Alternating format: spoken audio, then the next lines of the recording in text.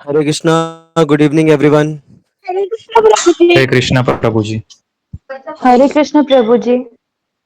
हरे कृष्णा। सभी पीछे रिपीट कर सकते हैं। श्री भगवान वाच श्री श्री भगवानुवाच भगवानुवाच कुतस्त्वाकश्मलमिदम् कुतस्त्वाकश्मलमिदं कुतस्त्वाकश्मलमिदम् विषमे समुपस्थितम्। विषमे विषमे समुपस्थितम्। समुपस्थितम्।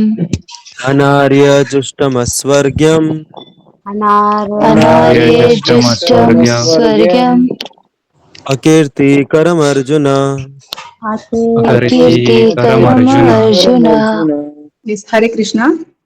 The Supreme Personality of Godhead said, my dear Arjuna, how have these impurities come upon you? They are not at all befitting a man who knows the value of life. They lead not to higher planets but to infamy. Hare Krishna. Hare Krishna. Thank you माता जी। तो देखिए, अभी तक सिर्फ अर्जुन बोले जा रहे थे कि मुझे लड़ना नहीं है। क्यों नहीं लड़ना है? क्योंकि ये धर्म में ये लिखा है, ये धर्म में ये नीति के अनुसार ये लिखा गया है कि हमें अपने कुल का नाश नहीं करना चाहिए। कुल का नाश करेंगे तो फिर आगे की जो जनरेशन है, वो जनरेशन सही प्रकार से नहीं होगी। आवाज आ रही है ना मेरी? कोई कुछ रिएक्शंस नहीं दे रहा है। Yes yes. या तो आगे कुल का वंश का नाश होगा, ये एक प्रॉब्लम है। उसके अलावा हम लोग को भी पाप लगेगा, क्योंकि हम लोग इतना मास स्केल में इतने सारे लोगों का वध करेंगे तो उसका पाप हमें लगेगा। हमारे परिवार वालों का ही निधन हो जाएगा तो हम एंजॉय किसके साथ करेंगे? हम इतने बड़े राज्य को भोगेंगे किसके साथ, अगर परिवार वाले ही नहीं बचे तो? ऐसे बहुत सारे अलग अलग वो तर्क दे रहे थे और भगवान सिर्फ सुने जा रहे थे। एक शब्द भी नहीं बोला उन्होंने। तो यहाँ पे हमें भगवान से एक चीज सीखने को मिलती है कि हमें तब तक लोगों को एडवाइस नहीं करना चाहिए जब तक वो हमारे एडवाइस सीख नहीं कर रहे। समझा किसी को? कई बार क्या होता है, हम किसी व्यक्ति के साथ बातचीत कर रहे हैं और वो अपना दुख दर्द बता रहा है या फिर अपने दिल की बात बता रहा है, और हमारे अंदर एक, क्या बोलते हैं अभी उसको, एक अंदर से एक उत्तेजना आ जाती है, या उसको हम कॉमन लैंग्वेज में बोलेंगे कीड़ा हो जाता है हमारे अंदर से, कि हमें कुछ तो बोलना है उसको। हमारे अंदर रहता है सॉल्यूशन प्रोवाइडिंग मोड में रहता है हमेशा हम। राइट? किसी ने कभी ऐसा देखा है किसी को कि सामने वाला बोल रहा है लेकिन ये सुनने से ज्यादा ये उसको सजेस्ट करने में, उसको हेल्प करने में ज्यादा इंटरेस्टेड है। और जब ऐसा होता है तो सामने वाला सुनता भी नहीं है अपनी, या लगे तो सुन भी लेगा लेकिन वो उसको दिल में नहीं लेता, क्योंकि वो सुनने के मूड में नहीं है। उसने आपसे अभी तक आपका सजेशन नहीं मांगा है, आप ही उसको दे रहे हो जबरदस्ती, क्योंकि हमारे अंदर वो कीड़ा है सजेशन देने का सबको। एक, क्योंकि एक सेटिस्फैक्शन मिलता है ना कि अरे मैंने सजेशन दिया, मतलब हमारा एक ईगो सेटिस्फाई होता है जब हम लोगों को हेल्प करते हैं, सजेशन देते हैं, तो हमारा ईगो सेटिस्फाई होता है। लेकिन भगवान जो है वो इन सब ईगो से परे हैं, और भगवान से हमें सीखने को मिलता है कि हमें सजेशन देना, हेल्प करना है एज अ सेवा, और वो तभी करना है जब सामने वाला मांगता है हमारी हेल्प, तभी। नहीं तो हम सिर्फ अपनी एनर्जी को वेस्ट कर रहे हैं, क्योंकि हम बोल रहे हैं, हम कुछ कर रहे हैं लेकिन सामने वाला एक्सेप्टिंग मोड में ही नहीं है, तो एनर्जी फालतू में वेस्ट हो रही है हमारी। ऊपर से फ्रस्ट्रेशन और ज्यादा आएगा, फिर रिलेशनशिप में भी प्रॉब्लम आएगा। तो we should never be eager to give opinions और suggestions to others unless they seek. तो यहाँ पे अर्जुन जो है वो अभी तक सीकर मोड में नहीं थे। अभी तक वो सिर्फ बोल रहे थे कि मुझे ये सही लग रहा है, मुझे वो सही लग रहा है। तो इसलिए भगवान ने कुछ नहीं बोला, पिन ड्रॉप साइलेंस। भगवान ने सिर्फ स्माइल किया। और फिर जब अर्जुन पूरी तरह से थक हार गए, हरे कृष्णा, आवाज क्लियर है ना? या Yes, जब Prabhuji. अर्जुन पूरे यस तरीके से प्रभु थक हार गए, या जी प्रभु जी। जब अर्जुन पूरे तरीके से हार मान लिए कि मुझे नहीं समझ आ रहा भाई क्या करूं मैं, और पूरे तरीके से परेशान होके डिप्रेस होके बैठ गए, तो जब उन्होंने कृष्णा का गाइडेंस सीख किया, तब कृष्ण ने बोलना शुरू किया। और ये जो है ये कृष्ण का पहला वाक्य है जो अभी भगवान बोलते हैं। भगवान क्या बोल रहे हैं? भगवान ने उनके पीठ थपथपा के उनको थोड़ा सांत्वना दिया क्या कि नहीं नहीं, अरे ठीक है, परिवार वाले हैं, ठीक है, मत मारो, थोड़ा थोड़ा सा ऐसे बस एक्टिंग कर लेना मारने का, एक्चुअल में मत मारना, ऐसा कुछ बोला क्या भगवान ने? नहीं।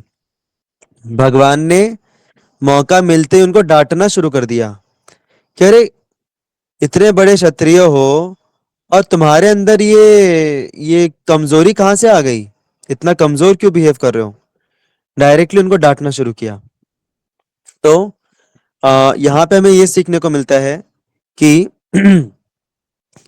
कभी अगर कोई व्यक्ति हमें करेक्शंस देता है, हमें फीडबैक देता है, हमें डांटता है, इसका मतलब क्या है? क्या इसका मतलब ये है कि उसने हमें पराया कर दिया है या अपना बना दिया है? हमें डांटते पराये लोग हैं या अपने लोग डांटते हैं? अपने लोग। अपने लोग।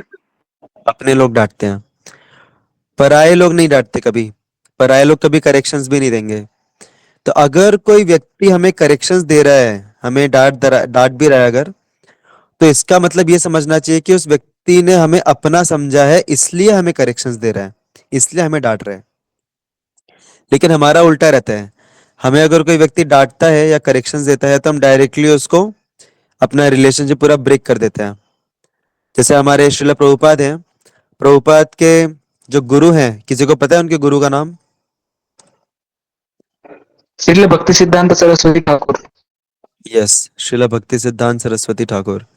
तो एक बार वो बहुत फूट फूट के रो रहे थे क्योंकि उनके एक पड़ोसी का निधन हो गया था।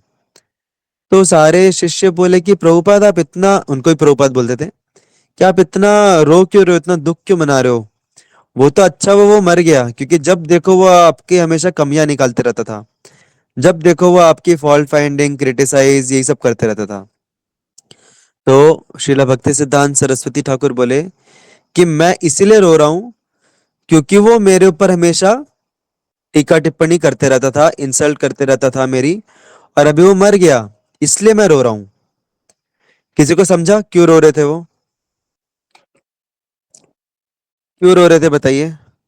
अभी उस ऐसे व्यक्ति के मरने से दुखी होने की क्या बात है? क्योंकि वो टिप्पणी करते थे तो वो खुद को करेक्ट कर पाते थे। हाँ।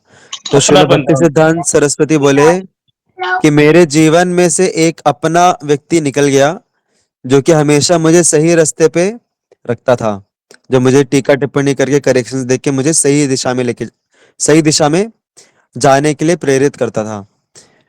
तो इसी प्रकार से हमें बहुत ही हमारे जो आसपास के जो लोग हैं जो स्पेशली हमें सजेशंस देते हैं, करेक्शंस देते हैं, हमें अ, उसको अपने ईगो पे नहीं लेना चाहिए और उसकी वजह से रिलेशनशिप में दरारें नहीं लानी चाहिए। हमें थोड़ा ऑब्जेक्टिवली सोचना चाहिए। कई बार क्या होता है कि कोई व्यक्ति हमें करेक्शंस देता है, हमें उस टाइम पे बहुत हर्ट हो जाता है। हुआ है कभी किसी को ऐसे हर्ट जिंदगी में? किसी ने करेक्शन दिया और हमें हर्ट फील हुआ, या सबके साथ होता है? तो लेकिन ऐसा होता है कि कई बार हम बाद में जब सोचते हैं थोड़े ठंडे दिमाग से, तब हमको पता चलता है कि भाई बात तो सही की थी उसने। भले ही मुझे हर्ट हुआ, भले ही उसके बोलने का तरीका गलत था, लेकिन जो कंटेंट था, कंटेंट सही था। तो उसी प्रकार से हमें कोई अगर करेक्शंस देता है, फीडबैक देता है, तो हमें उसको अपने ईगो पे नहीं लेना चाहिए। हमें देखना चाहिए कि उसके अंदर कितनी सच्चाई है हमारे अनुसार, और जो हमें सच लग रहा है उसको हमें अप्लाई करना चाहिए। उससे क्या होगा? हमारा ही भला होगा। तो ऐसा बोला जाता है कि इस पूरी दुनिया में सबसे बदकिस्मती, क्या बोलते हैं, बद बद अनफॉर्चुनेट को हिंदी में क्या बोलते हैं? बदकिस्मती वाला, बदकिस्मती वाला बोल सकते हैं। बदनसीब। बदनसीब। नहीं। हाँ, बदनसीब, परफेक्ट। तो इस पूरी दुनिया में सबसे बदनसीब व्यक्ति कौन है? बता सकता है कोई? जिसके पास कोई करेक्शन के लिए अवेलेबल ना हो। हाँ, जिसके पास कोई करेक्शन, जिस जो किसी को करेक्शन ना दे पाए, वो व्यक्ति सबसे बदनसीब है। राइट? जी प्रभु जी। गलत जवाब। सही जवाब है कि जिसको करेक्शन देने वाला कोई नहीं है। मैंने पहले क्या बोला कि जो किसी को करेक्शन नहीं दे पा रहा वो बदनसीब नहीं है, वो बेचारा परेशान होगा भले ही, बट वो बदनसीब नहीं है। बदनसीब वो है जिसको कोई करेक्शंस नहीं देता। मतलब सब लोग परेशान हो गए हैं कि भाई इसको जो भी बोलो वो फालतू में वैसे भी नहीं करेगा, क्यों ही अपना माथा फोड़ना पत्थर के अगेंस्ट, राइट। उससे अच्छा करेक्शन से मत दो, उसको जो करना है करने दो। तो we should always be very eager to accept corrections. कोई अगर हमें करेक्शंस देता है तो हमें उसको अपने से आइडेंटिफाई नहीं करना चाहिए, क्योंकि देखिए हम कोई भी कार्य करते हैं तो उस कार्य करने के पीछे बहुत सारे कारण रहते हैं कि हम कोई कार्य को एक ही तरीके से क्यों करते हैं, क्योंकि हमने बचपन से वैसा देखा है, या फिर हमारे किसी मित्र ने या किसी बंधु ने वैसा किया है, हम उससे इंस्पिरेशन लेके हम वैसा कर रहे हैं। तो हमारी जितनी ओपिनियंस, जितने भी थॉट्स है, जितने भी मोडस ऑपरेंडी हैं, जितने वर्क करने के तरीके हैं, वो किसी ना किसी तरीके कारणों द्वारा इन्फ्लुएंस्ड है। या तो हमारा अपब्रिंगिंग, या तो हमारा पूर्व जन्म, पिछला जन्म, या फिर इस जन्म में हमारा जो संग जैसा रहा है। तो अभी आप मुझे बताइए कि हमारे जो ओपिनियंस आते हैं या हमारे कार्य करने की जो शैली आती है, क्या वो हमारी है सच में ओपिनियंस या जीवन शैली? क्या वो ओपिनियंस, विचारधाराएं और जीवन शैली हमारी है? नहीं, वो हमारी नहीं है। वो हमारे अपब्रिंगिंग, हमारा लालन पालन कैसा हुआ है, हमारा संग कैसा रहा है, उसके द्वारा फॉर्म्ड है हमारे opinions. They are not our opinions, they are opinions imposed upon us by our sangha, by our association and by our upbringing. लेकिन हम लोग उन ओपिनियन से, उन वेज ऑफ वर्किंग से आइडेंटिफाई करने लग जाते हैं। और अगर कोई हमारे वे ऑफ वर्किंग या वे ऑफ थिंकिंग को अगर करेक्शन देता है तो हम उसको खुद पे ले लेते हैं, राइट। और फिर हम ईगो पे लेके फिर हम बुरा मान जाते हैं। लेकिन हमें समझना चाहिए कि ये जो मुझे जिस क्वालिटी के ऊपर करेक्शन दे रहा है वो मेरी क्वालिटी नहीं है, वो मैंने कभी देखी थी, मेरी अपब्रिंगिंग में ऐसा हुआ इसलिए मेरे अंदर वो क्वालिटी आई, और उस क्वालिटी को वो करेक्शन दे रहा है। वो मुझे करेक्शन नहीं दे रहा, मेरे क्वालिटी को करेक्शन दे रहा है, वो मेरे ओपिनियंस को करेक्शन दे रहा है। मैं अलग हूं अपने ओपिनियन से। So like that we should have a understanding that we are different from our opinions, and our opinions are formed by our various circumstances, our upbringing, our natures, our sangha। तो उसको सामने वाले corrections दे रहे हैं। Is this clear till now? जी प्रभु जी। हमें कभी भी ईगो पे नहीं लेना चाहिए करेक्शंस को। हमें देखना चाहिए कि इसके अंदर क्या सच्चाई है। और कई बार ऐसा जरूरी नहीं कि हर बार जो भी लोग करेक्शन देते रहो सही हो। कभी कभी हो सकता है कि उनका परसेप्शन गलत हो। तो अगर हमें लगता है सच में कि करेक्शन जो हमें दिया जा रहे हैं वो इनवैलिड है, then no problem, then don't accept that, and or you clarify to the other person। but point is, ego based होने से ज्यादा अच्छा है कि हम प्रिंसिपल बेस्ड रहें, कि क्या चीज सच में सही है, क्या चीज सच में गलत है। प्रिंसिपल बेस्ड होना चाहिए हमें, नॉट ईगो बेस्ड। तो अभी ये हमने उस दृष्टिकोण से देखी कि व्यक्ति करेक्शंस को एक्सेप्ट कर रहा है। करेक्शंस के रिसीविंग एंड की अभी हमने बात की। अभी हम रिसीवर का उल्टा क्या होता है? गिवर। हाँ, गिवर। क्या? गिवर, हाँ गिवर बोल सकते हैं, या फिर टेक्निकल लैंग्वेज में ट्रांसमीटर, राइट। Transmitter, receiver. तो अभी हम ट्रांसमीटर की तरफ से थोड़ा देखेंगे कि हमें करेक्शंस देना कैसे चाहिए। पहले तो हमने देखा कि करेक्शंस आते हैं तो उनको लेना कैसे चाहिए, ईगो पे नहीं लेना चाहिए, देखना चाहिए बाद में ठंडे दिमाग से कि उसके अंदर कुछ सच्चाई है क्या, और उसको एक्सेप्ट करना चाहिए। अभी बात आती है कि हमें करेक्शंस देना कैसा चाहिए, तो वो भी हमें यहाँ पे भगवान सिखाते हैं। बहुत बहुत भगवान का जो वाणी है, डेफिनेटली ही सुप्रीम लॉर्ड, बहुत ही शिक्षा प्रदान करने वाला उनका तरीका है बोलने का। तो मैं वापस से श्लोक पे जाऊंगा। तो यहाँ पे भगवान क्या दिख रहा है सभी को श्लोक?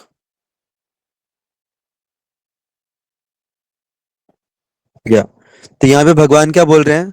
My dear Arjuna, how have these impurities come upon you? उत्तरमिदम, ये जो कल्मश है, ये जो अशुद्धता है, ये तुम्हारे ऊपर कैसे आ गई? ये पूछ रहे हैं भगवान, उनको इनडायरेक्टली डांट रहे हैं। They are not at all befitting a man who knows the value of life. ये जो कल्मश है, ये एक व्यक्ति जिसको जीवन का मूल्य पता है, उसको ये शोभा नहीं देता, इस प्रकार के विचारधारा। तो अभी आप मुझे बताइए, जब भगवान ये बोल रहे हैं, कृष्ण ने बोला कि ये इम्प्योरिटी, ये अशुद्धता तुम्हारे ऊपर कैसे आ गई, और ये एक व्यक्ति जो कि जीवन के सार को जानता है, उसको ये शोभा नहीं देती। तो भी आप मुझे बताइए कि जो कृष्ण है वो अर्जुन की सराहना कर रहे हैं या उनकी इंसल्ट कर रहे हैं। अगर आपको लगता है सराहना कर रहे हैं तो गिव अ थम्स अप, अगर आपको लगता है इंसल्ट कर रहे हैं तो गिव अ थम्स डाउन। लेकिन यहाँ पे तो वो डांट रहे हैं अर्जुन को, तो सराहना कैसे हुई इसमें, कोई बता सकता है?